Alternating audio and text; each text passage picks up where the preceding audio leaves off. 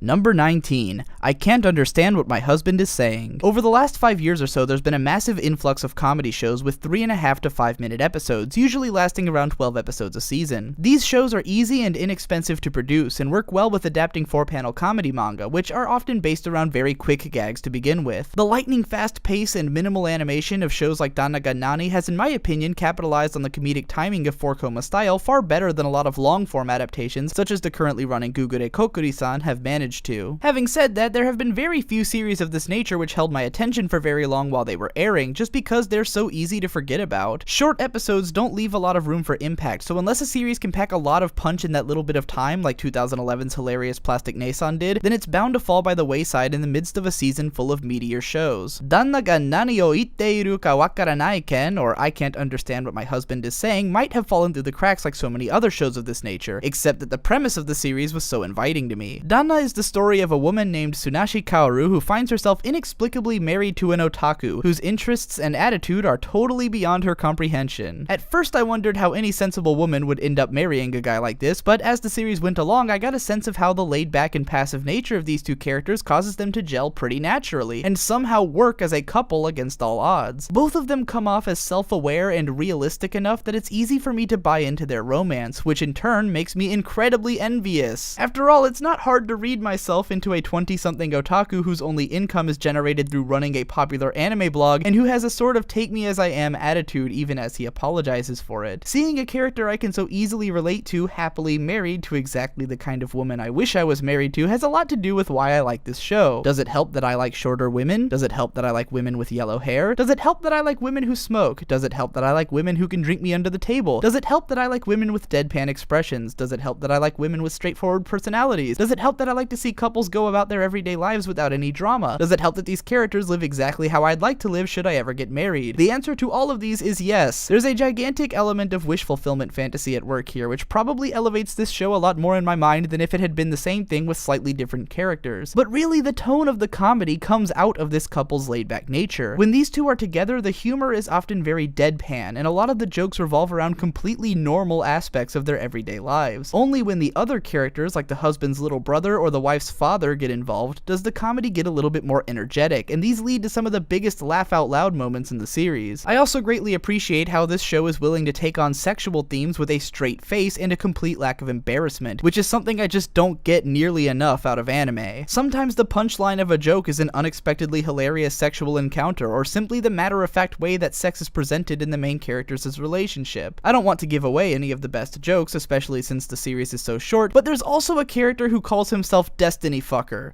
in English. That's the best endorsement I can possibly give. If anything captures the magic of this show perfectly, it's the adorable duet-sung ending theme, which features the main couple in various stages of happily bathing and singing together. The singing and animation are at once adorable and kind of romantic, depicting more than anything a happily married couple. As much as I love the otaku humor brought about by the husband or the incredibly charming personality of the wife, what really sells me on this show is just getting to see a cute married couple and how they function together, which to me is much more romantic and heartwarming than watching the process of two characters hooking up could ever be. If anything you've seen or heard sounds up your alley, then definitely give this series a watch, as you can easily binge it in like half an hour. The series is available for free legal streaming on Crunchyroll, which I have linked down in the description. So what did you think of I Can't Understand What My Husband Is Saying? Let me know in the comments below, and in case you missed it, click the annotations on screen to watch the introduction and honorable mentions video, as well as number 20 on this list, No Game No Life, and stick around on my channel to see what my 18th favorite anime of the year is tomorrow.